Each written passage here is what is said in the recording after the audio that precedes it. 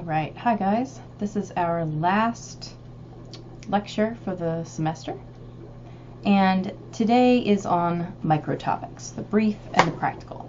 So today's lesson is all about practical applications of some of our major class ideas and some on-the-ground information. We've got mental blocks about many things. Some of those we've learned to overcome, but some not at all.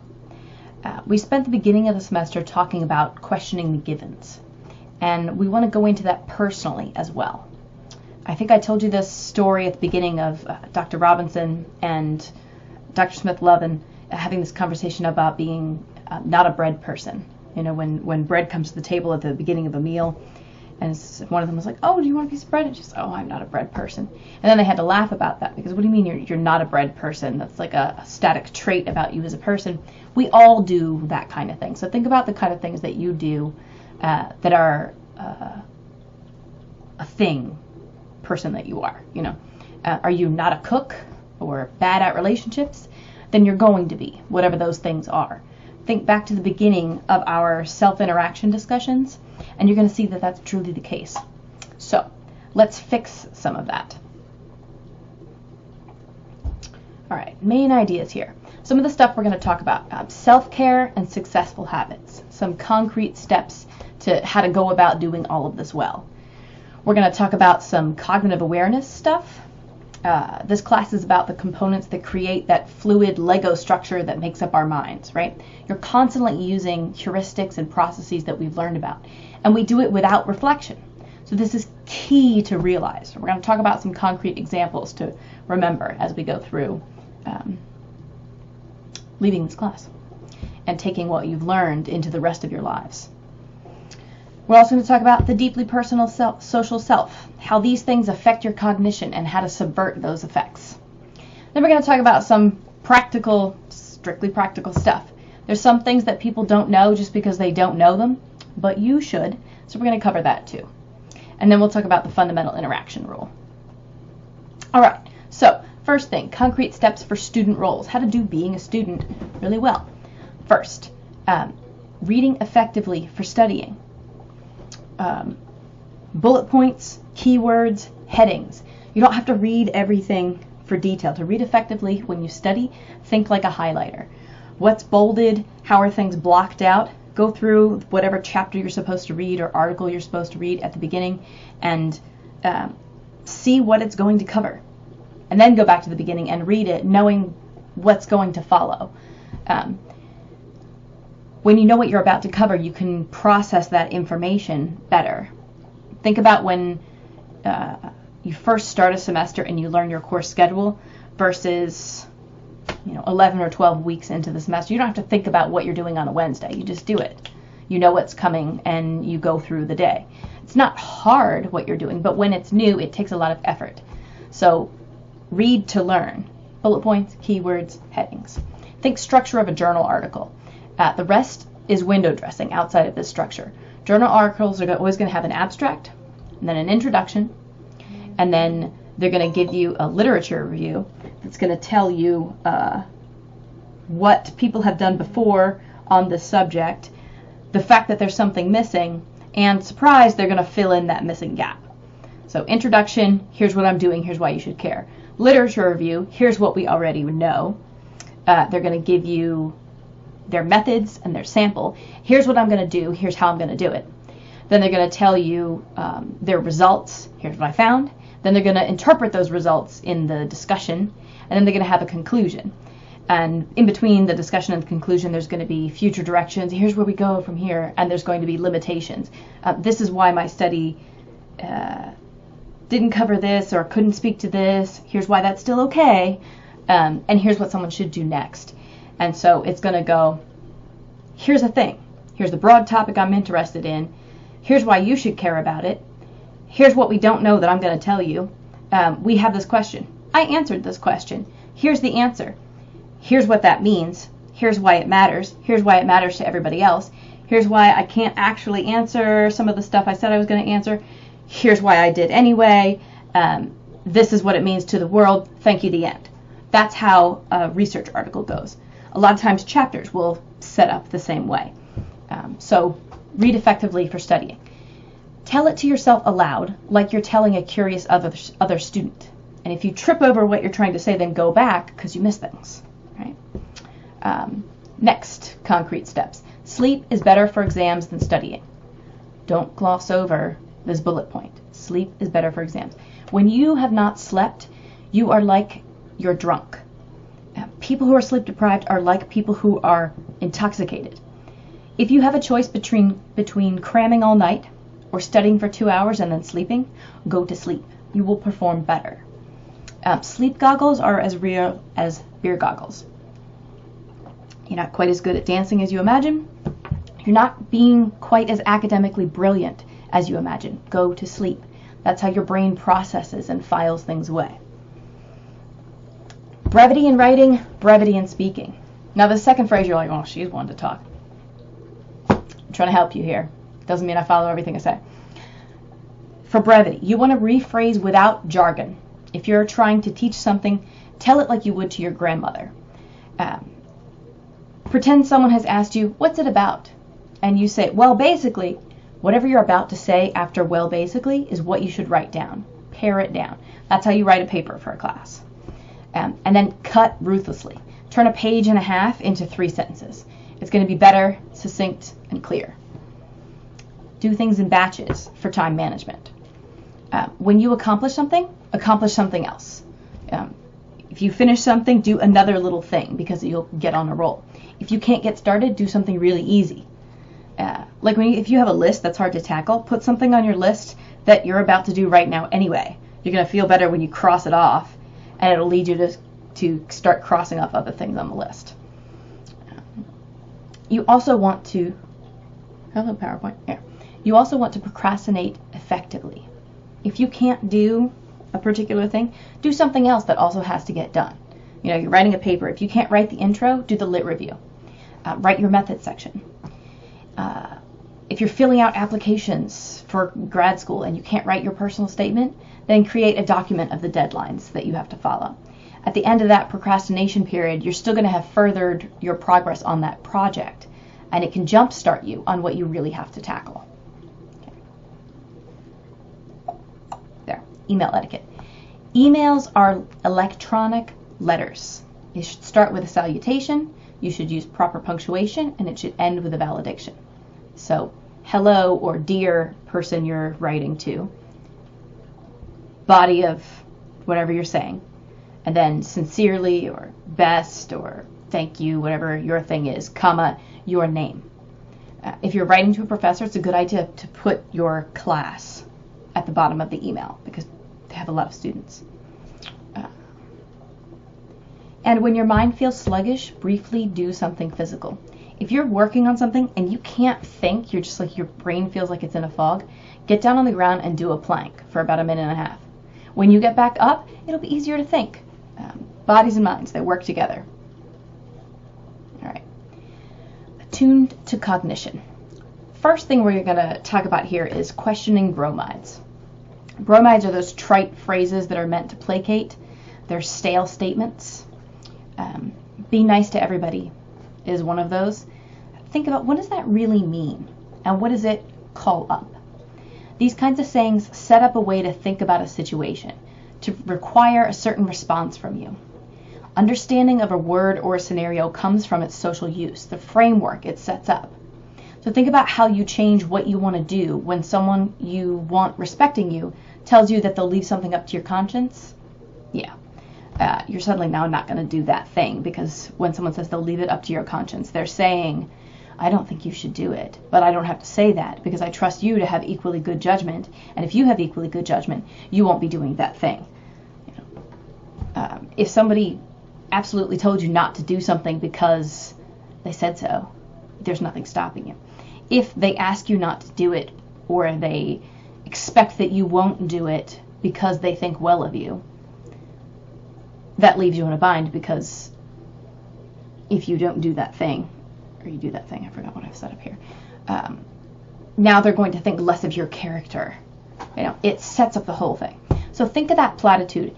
You should be nice to everyone. Everyone should be nice to everyone. Should you be, though? I greatly dislike this because of how that phrase is understood. I assume you all are aware by now of how much I love words. This is tied to that truism that culture is embedded in language. There's no real such thing as synonyms because there are fine distinctions between words that are supposedly synonymous with one another. The connotation of each one tells you its gradations of meaning. And I want you all to be cognizant of this kind of thing. And here, think about that. Why did I choose cognizant instead of aware? Well, because they've got subtly different meanings. There's tiny little distinctions. Cognizant means to be more fully informed of or more entirely understanding of, whereas aware is more about being attuned to. And I don't want you guys to just be conscious of this. I want you to grasp it. So what are people really meaning when they say you should be nice to everyone? What they really mean is keep the peace. And that's different. What an inane thing to say. Sometimes the kindest thing you can do for another person is to be in the moment mean or harsh, if that will ultimately be helpful, being a real friend. Nice is just what's about pleasant, is just about what's pleasant and non-disruptive. Kindness comes from a place of benevolence. There's another one. Never make snap judgments. We've talked about this one before in class. Yes, you should make snap judgments. Do it. Go for it. You're usually going to be right. Don't pretend that we don't operate the way we do and that these things aren't going on. They are. And you can usually predict human behavior. Think about those affect control theory predictions that we talked about and the studies that came from them, or about the way expectations of others color what you yourself will do and how you'll feel. Think about those breaching experiments that you guys did. A lot of you talked about how other people responded around you. The other people around you were dealing with those same struggles of defining the situation. And many of them were confused about whether they could find a way to make those situations normal. The first worry is that they are the ones who are out of place and not understanding when something weird is going on. We all do that. So don't pretend that it isn't so or that it doesn't have a purpose. But be aware that it is happening. Understand that you do make snap judgments and check yourself on whether they're applicable. All right. So now that you know of all these things' existence, don't blindly rely on or follow the ridiculous and ridiculously awesome heuristics that our cognitive minds and social selves rely on. Think about these processes at work everywhere, not just for other people, but for yourselves. A lot of you spoke in your reflections about noting instances when other people were acting on the processes that we've discussed throughout the course, and you've remarked on how obvious it was when it happened. Unfortunately, we're far less able to recognize it when we ourselves are the perpetrators. So, here's the example here. Even after 2/3 of a semester in this class, 3/4 of a semester in this class, actually, by the time we got to the movie, a good majority of you in your reflections would mention your surprise that Count of Monte Cristo wasn't boring. But reflect on that. Why is that a surprise? Because it's for a class and classes are boring? Or because it's educational and education is boring? Or because you think that I have a taste for what you would find boring? Really think about that. Is education boring? Where did that assumption come from that makes it a pleasant deviation from the expected to find out that the film wasn't dull? That it was actually kind of juicy. It was the kind of movie you might watch on purpose. In this class, we're learning about the inaction of us. The behind the scenes of you do you. And what process is going on in this instance in how you're operating. So reflect on this kind of thing. I mean, after all, I don't want to spend 3 days watching a boring movie. And before we got shut down for the semester, we were going to spend 3 in-class days watching this movie together. So I don't want to spend 3 days watching a boring movie. And I told you guys several times before we got here, this movie's really good. What you guys must have heard was, this movie is teacher good. Right? This kind of thing is always going on. We contextualize the situation and we plan accordingly. Right? So commit this idea to memory. We are meaning makers, and the meanings that we make drive what we think, what we know, what we're willing to hear, and how we're going to behave. All right, so applying cognitive awareness to the self. first thing. The next time that you find yourself scoffing about something someone else has done, ask if it is you. Ask yourself, am I guilty of doing whatever it is that he or she was doing that has so offended me? Because that happens more often than you think. Little things about yourself are more likely to push your buttons when you see them represented in other people. Do you deserve what you want? Objective evaluations. So, if you're after something that you very much want, and you're trying to evaluate whether you should have it, objectively evaluate yourself. Take a hard look as society would. Don't flatter, don't demean, just look. View yourself as your own competition, and then rate that competition. Do you deserve whatever it is? This kind of practice can help you find distance. All right, self-defense, all about the mindset. This last point is about defining the situation. If you're ever physically attacked, one of the things that could prevent your adequate defense of yourself is your mindset about the situation and what you're mentally prepared to do. Do you recognize it as a true threat? A lot of times in situations that are physically dangerous, people can't get out of them because they can't believe that it is happening. So if you think about something like, how far are you willing to go? So, for instance, are you mentally prepared to, say, put your thumb through somebody's eye if it was going to get you out of a scary situation where you were physically threatened? These are questions that you should ask yourself. I had an instructor ask me that once, and it floored me for days. If you can conceptualize it as a dangerous situation, you can respond accordingly. So on that note, should you have to get into a physical altercation ever, fight smart, okay? First things first, the best way out of a fight is to not get into a fight. Leave, if it's possible to do that. Don't let the situation escalate. Remember when we talked about nonverbals and I walked you through how human beings have those physical signs that physical violence is in the offing, just like gorillas do? They will, tear up grass and move sideways and roar and finally charge. Only then would they fight. Human beings will get into each other's personal space, and they'll puff up their chests, and they'll jut their jaws forward, and they'll clench their fists, and they'll turn red. They might take their shirts off.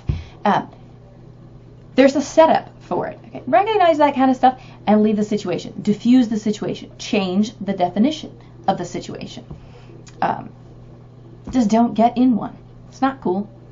Don't get in a fight. If you do have to, do it intelligently. Go for sensitive areas.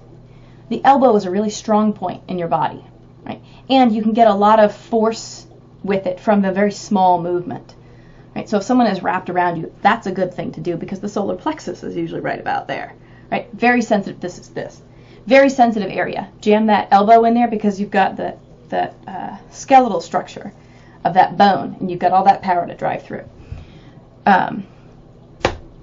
If somebody grabs you in a bear hug and is going to take you away, your reaction is going to be to shriek and throw yourself back and lift your feet up in the air to flail around. All you've done is make yourself very easy to carry. If you want to escape a bear hug, make yourself little and drop your body weight down to the ground, right? Or you can even go boneless, but that's a weird choice and probably really hard to do in a situation like that. Drop your weight down to the ground. Make yourself like a boulder that's difficult to move. Breaking a wrist grip. If somebody grabs your wrist, there's a natural, where's the thing? Okay. There's a natural break on a wrist grip, and that's between the fingers and the thumb. And your wrist has, it's got more width here, less here. So turn it so that the narrow part of your wrist is towards the finger and the thumb and break out that way, right? You can't do this, right? That's like a raccoon in a trap trying to get something shiny and they're stuck there forever because they won't let go. Don't try to pull your wrist out of the grip. Turn it to the breaking point and pull it this way. And one of the ways to do this well is if someone has grabbed your wrist, and it's usually like that kind of thing. Hold on. See, if we were in class, I'd have a demonstrator help me do this. How does this work? Okay, like this. If you bend your wrist like this so that you put your elbow to their elbow, they can't keep a hold on your wrist if you do this and pull it that way, because they're going to end up like this. So one way to do that is to give yourself a base stance, kind of like you're about to do a lunge, and bring your elbow towards their elbow. It will break the wrist grip. All right, elbows strong, put in your body. Do that. Oh, your throat. If somebody were like, grab your throat, don't grab their hands and lean away from them, because you've just elongated your throat, which lets them wrap around a little bit harder. Don't do this kind of thing. Pinch like this. Use your shoulders to pinch like this. You can also bring your hands up between the two arms, out like that, which will help to break it. And depending on the size of the person and your width, you can bring the blade of your hands down on either side of their neck. That's going to hurt. Eyes are sensitive, the groin is sensitive, the solar plexus is sensitive. Just be smart about that. Hit those areas. Don't try to look cool doing it. You want to incapacitate somebody with as little effort for yourself and as much damage as possible for them, so that you can leave. Not so that you can beat them up, so that you can leave. If you're locked in combat, don't give your attacker necessary space for a good punch. You want to use other people's tendencies against them. So if somebody goes for a wide macho swing, just take the heel of your hand to the bridge of their nose. You can break the nose really easily that way, and you just need this space really quick, whereas they're doing this kind of thing. Take away structural frame, right? Even if you're a teeny tiny little person, if you kick somebody in the knee, down they go. If you swipe somebody's at the base of somebody's heel so that you take away their body weight and they fall over backwards, very effective. Okay. What else was I going to say about this? Oh, if you have weapons, don't try to use them.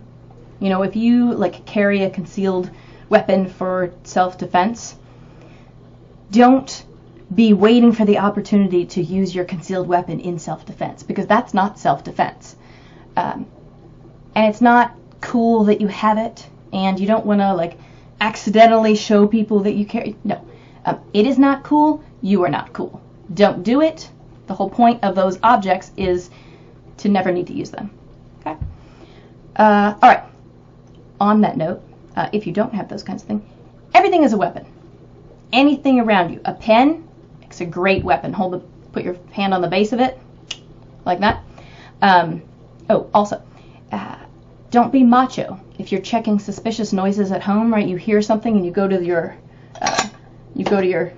knife drawer and you get a knife, like a really big one, right? And you're gonna go check out that suspicious noise.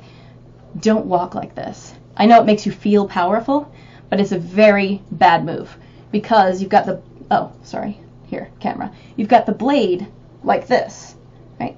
If you're in the dark or you get startled and you bring your hand down, look where it's going to go. Okay? You've got no control this way. If you turn it so that you have your hand on the blade, not the blade, on the handle, put your thumb on the handle where the blade goes like this, right? Even if somebody were to grab the blade and like push it, you have control. It's not going to slide anywhere. But if it's like this, it's very easy for someone else to take it out of your grip. So hold it this way in front of you, and that way you direct it. You have much more finesse and control this way. All right, so that's how to hold a knife correctly. Got several more things we're going to talk about here. Now we're on to the strictly practical here. It's come to my attention that many of you do not know how to change a tire. It's very easy, and far more so than you would think, not having learned it. So now you're gonna. Should you get a flat tire while you're driving, don't move your wheel wildly. Pull over gently. Okay? Don't drive on your flat. Don't be like, well, I can just get to. Don't do that, because you'll damage the vehicle components, not just the tire. It's going to get very expensive. Okay? So pull over gently. Park the car. Turn it off. Okay? Your car has a jack and a wrench in it. You're going to need both of these things.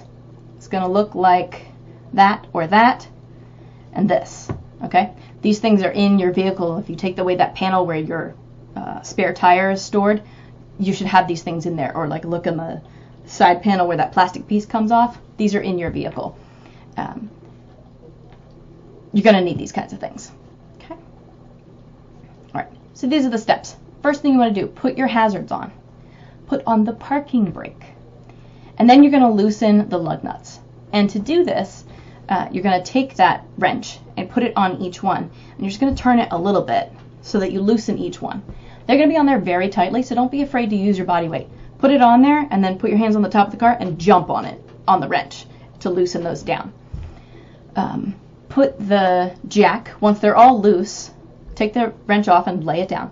Put the jack under the car on the exposed metal. Don't put it on your bumper, because your bumper is meant to bend and break.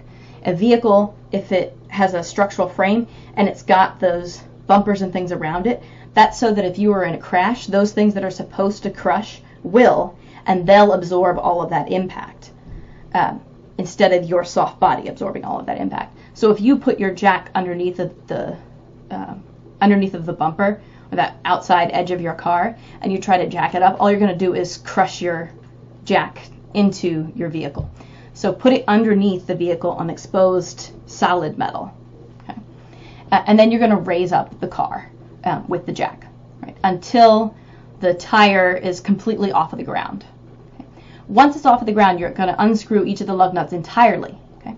Lift the wheel off the car and lay it flat down. Don't lean it against the car. Lay it flat. Take the spare and put it on. And then replace each of the lug nuts and tighten it by hand. Okay? Once you've tightened it by hand, there we go. Lower the car with the jack until it's on the ground. And then take the jack out from underneath of the car.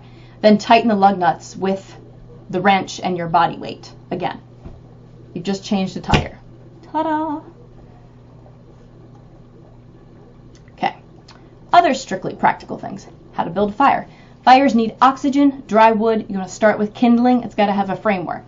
So you can use the windscreen version, the oven version.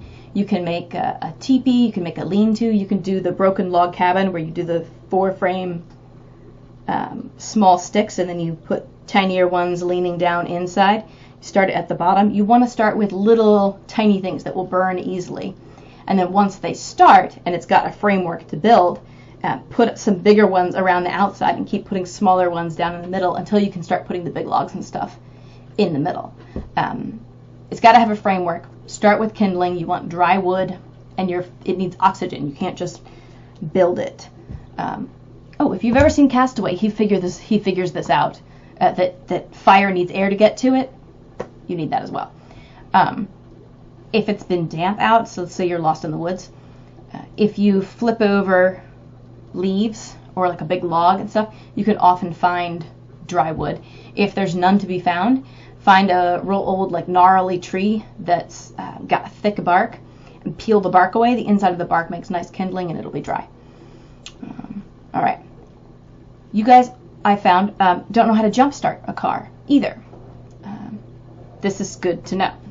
So, jumpstarting a car. You want both vehicles to be off. You've got those two long cord things, a red one and a black one, and it's got those...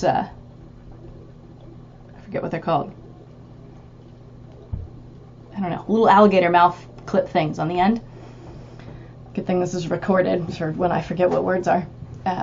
You want to take the red one and you want to put it to the positive battery on the dead car. And then you put the other end of the red to the positive battery on the live car, so the car that is jumping the other one. Put the black one to the negative on the live car's battery. So positive on the positive battery on dead car. Positive battery on live car. Black to the negative on the live car's battery. And then black to other metal on the dead car, not the battery. And then start jumping the car. And that's just, you turn on the live car. Let it run for a few minutes. So start the jumping car, the car that is alive. Let it run for a few minutes. Then turn on the dead car. If the dead car wakes up, you've successfully jumped the car. Just reverse the process. Take off the black on the dead car, black on the live car, red on the live car, red on the dead car. Leave the dead car running for 15 minutes so that it can get its battery back up. Because if you only leave it on for a few minutes and you turn off the dead car, it's going to be dead again. thus jump-starting a car. Other strictly practical things.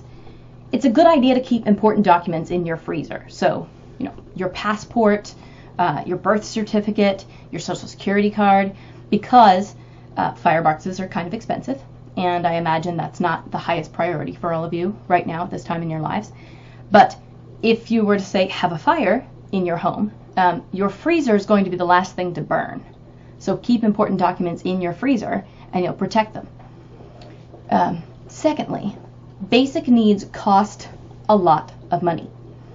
You will be surprised when you start buying things like paper towels, toothpaste, cleaning supplies. They cost money. So if you can ever get them for free, do it, from your parents. If they're like, do you need anything? Yes, you do. You need things like toothpaste.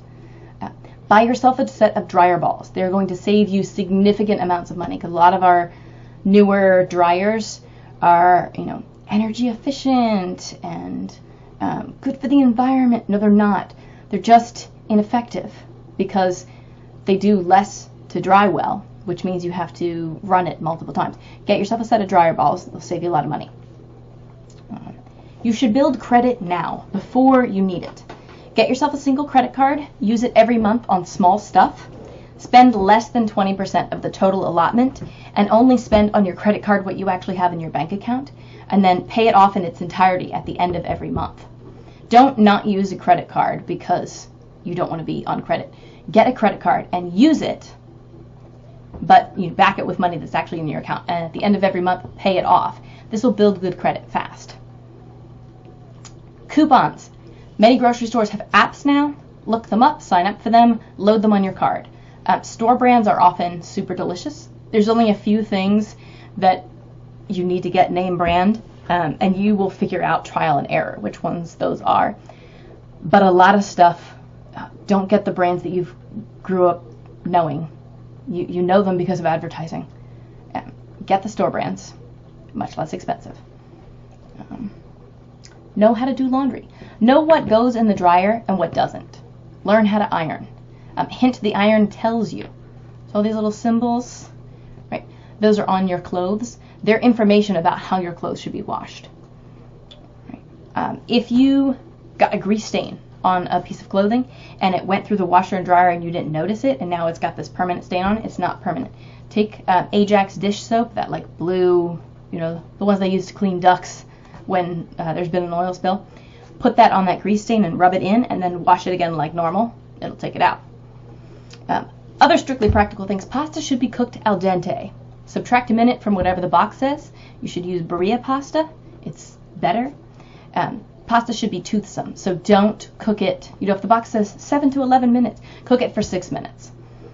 Salt the water, like take a handful of water of salt and throw it in the water before you cook the pasta. Cooking's not a foreign language. You should know, don't need that. You should know how to cook. Learn spice combinations, the essentials, what flavors go with what. Get yourself a slow cooker. You can usually find these at thrift stores like Goodwill. You don't have to spend money to buy a new one. Make good use of it year round. A lot of people think of slow cookers as something for winter because they make rich, hearty things. But they're also a great move for times like summer because they don't heat up your whole house like the stove or the oven will. And you can just put it there at the beginning of the day, and then when you come back home at the end of whatever you're doing, you've got a meal. Get yourself one. Making a meal. A meal is a protein, starch, a vegetable. So steak, baked potatoes, salad. Cod, peas, pasta. Soup, and a hearty bread. Easy to do. Pair them together. Cooking is a skill you should learn. All right. Fear of guns. Knowledge and use. Guns are tools. A lot of fear comes from the unknown about them. A lot of people are afraid of guns. And it comes from a fear of the unknown. This goes for a lot of things, but guns are a great example of fear of the unknown. You want to demystify them. If guns frighten you, go get your hands on them. Shoot one. Find out how they work. I'm not saying carry one. No one who does not know how to use them should ever touch them. It's like driving a vehicle. Driving drunk is incredibly shameful. Not because people are worried about your wastrel self getting hurt. It's because they're worried that you're going to strike and kill somebody else in your 2-ton machine. That's what guns are like, okay? Same goes for guns. The only owners should be responsible ones. When they're not, it becomes a problem. But don't be a victim of fear of the unknown, right? Because this is one of those areas where you're afraid of the thing, you become afraid of the people who aren't, of, well, a lot of people, anybody who's not afraid of them.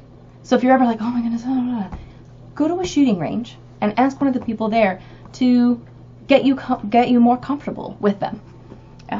Overcome that kind of fear. Now, this goes back to what I said before. Don't go getting yourself one because it's cool. It's not, you're not, okay? It's just a tool, like anything else. Okay, where else are we going with this? Baking a loaf of bread. This is the only recipe I put on here for you, but it's an easy one, and it's going to make you feel wonderful when you do it because it's so impressive. Baking a loaf of bread is super easy. Mix, wait, bake, listen, eat. All right, these are the ingredients. Flour, water, salt, yeast.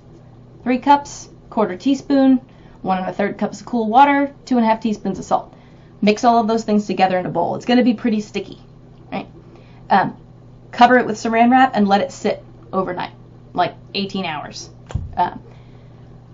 When it's done, it'll look a little darker and there'll be like bubbles all over it. It'll have risen a lot. When it's done, take that out, scoop it all out, and form it into a ball by like folding like this. And then put the ball seam side, so the one that you just folded all the seams to, put it seam side down on a floured towel and wait an hour and a half. After an hour and a half is done, and at like an hour and a quarter, turn your oven on and put your Dutch oven in it. Okay. Take the Dutch oven out. Take your bread and flip it so it's seam side up into the Dutch oven. Cover it. Close the oven. 45 minutes. Sorry, I have instructions here. There you go. Okay. 45 minutes at 425 covered, and then take the lid off for 15 minutes. It's going to get all nice and brown. And then when that's done, open the oven, take a wooden spoon to like flip the loaf out and carry it over, put it on a wire rack. Let it cool until it's quiet. People talk about, a fresh cut a piece of bread right out of the oven. You never do that because it's still cooking inside. And if you cut it while it's still cooking inside, it's going to get gummy and it's kind of gross. So let it sit. You'll hear it. It's going to like crackle and jump and be quite noisy. Let it cool until it's quiet and then eat it. You've just made bread. You don't even have to knead it. Okay? All right. Let's say you're ever lost outside. The unwanted outdoors. First, there's edible food all around you. We don't see it for eating because we don't see it in a grocery store, which is what we associate with food, things that are edible. But there are delicious veggies all around you. Don't go charging off now, though, and be like, Professor Kelly said I could eat it. Wild carrot looks a bit like poison hemlock, so get yourself a book, teach yourself about it first. But it's all around you. Change your mindset about what is classified as things. Food and wild food is a great example of that. Maple trees have sweet sap. If you pierce the tree, it'll run out. It's a nice energy drink. You can take birch tree bark, peel it off the tree. It'll come off in like long sheets. It's quite watertight. If you form it into a funnel, it'll make a container. If you're lost and you don't have a compass, you can find the direction with your watch. So if you point the hour hand of it's a watch, with hands on it, not a digital watch. Point the hour hand of the watch face at the sun. South is going to be halfway between the hour hand and 12. If you're south of the equator, point the 12 at the sun, and north is going to be between the hour hand and 12. If you need to escape riptides, whether that's a stampede of people or that's a riptide in the water at the ocean, the premise is the same. Go with the flow and go sideways. So riptides go like this, out and to the side. They're very narrow. Okay, you don't want to swim in. Just like if there's a stampede going, they're all coming this way. Don't try to go this way because you're going to fall down and you're going to get trampled. Okay. Go with them and go to the side until you get out of the flow. Same thing with a riptide. Swim with it, but swim sideways until you can get out away from it. Then swim sideways until you're sure you're away, and then come back in. Okay, people or water, principle's the same. That's how you escape them. If you're like lost out in the woods and you need to get noticed by rescuers, you need to do something that's not found in nature. So reflective surface. If you've got a mirror on you, train it at the sun and make flashes, right? Or build up a fire that you have ready where you think people are going to see you. And when you notice rescuers are coming over, throw green boughs on it, because green plant life makes a whole mess of dark smoke, and that will be easily seen. All right? All right. Okay. Finally, if you remember nothing else from this class, I want you to remember this rule. Never, ever take away the dignity of another human being. Okay? It's incredibly easy to do, and you all have the responsibility not to. We are responsible for the care of each other. And so this is primary for better social interaction across the board. Don't take away the dignity of another person. Embarrassment is really powerful, and shame is damaging. But false praise begets shame too. Okay, people aren't fools. Don't falsely praise people. But don't lessen the humanity of. Okay, disgust is the language of hate. What you want to do is understand where somebody's, not necessarily approve or like where somebody's coming from, and then judge on that thing. Right? Don't other people. We've talked all semester about how that happens. Okay. And I finished this sooner than I thought I would. So just for fun, if you're ever in a ball gown and you need to go into combat, you need to tie it up like a toga. You need to gird your loins. The way to do that is to take all the fabric from around you and bring it forward. So like you create a seat out of all the fabric, bring all the fabric forward, and then tuck it between your legs. Okay. Then reach behind and take it on either side and pull it up like this, like wings. Bring those wings across your hips and tie it in a knot. Okay. Now your ball gown or your toga or whatever it is you were wearing is now a really fun, stylish skirt kilt sort of thing. Okay. That is it for this lecture and it for this semester. I've had a lot of fun teaching you guys. I wish it wasn't remote, but for the safety of all. Okay. I will not see you guys next semester or around. I'm not going to be here. Okay. You have one reflection left to do if you need to do that. So if you are less on your grade and reflections than you'd like to be, make sure you get this one done because it will help. If you're already caught up, I would like to hear from everybody. You can reflect on the class as a whole or just this lecture. Or, I'd like to hear from everybody. But if you are all caught up on reflections and you get to drop this next one, I'm making this final one not mandatory anymore. So if you are all caught up, you don't have to do it. And that's it.